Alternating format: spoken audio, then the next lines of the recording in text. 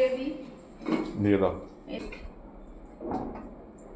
যা গরম পড়েছে, গরমে আর কি রান্না বান্না হবে? গরমে হালকা খেতে হবে, গরমে ভারী খাবার খেলেই মুশকিল হয়ে যাবে। এই যে দিয়ে দিলাম ভাত, ঠিক আছে? গরমে গরমে গরম ভাত। এই গরম ভাত এখন তোমার খেতে খেতে ঠান্ডা হয়ে যাবে। ঠান্ডা হয়ে যাবে। খাবার আরও একদম ঠান্ডা হবে যায় না? না না, ঠান্ডা। আর এই যে দেখো, এখানে রয়েছে ঝিঙে দিয়ে তিল দিয়ে, তিল ঝিঙে, দুটো ঝিঙে কচি ছিল, একটা ঝিঙে বীজ ছিল। এই কোনটা বলো তো, মোটাটা? হ্যাঁ, সব থেকে মোটাটা, ওটা বীজ।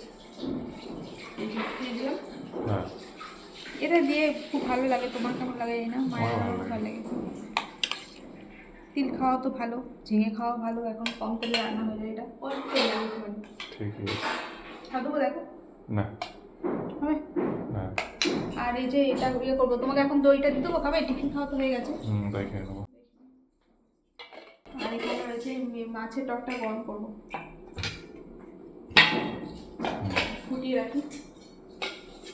আর এই যে দেখো, মাছের ঝোল হলো তো, একসাথে একবারে মশলা কষিয়ে নিয়েছি। মিঠির জন্য চিংড়ি মাছের মশলাটা একবারে কষিয়ে নিলাম।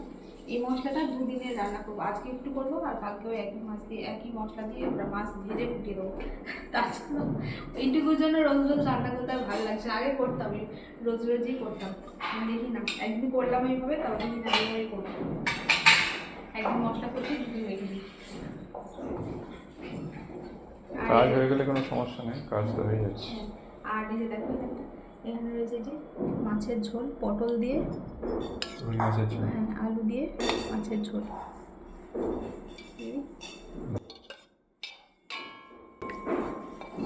পটলগুলো কীরকম? পটলগুলো ভালো। বাবা যা বড় বড় পটল, তাহলে মিডিয়াম আনলাম।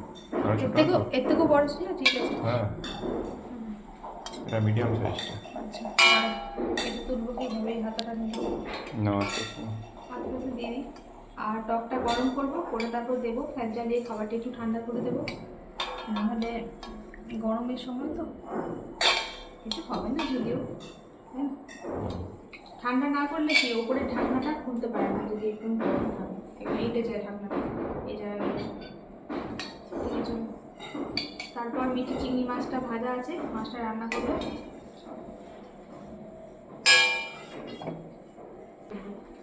তো চলো এগুলো গুছিয়ে দিই, চলে এখন টাটা, আর পরে দেখা হচ্ছে।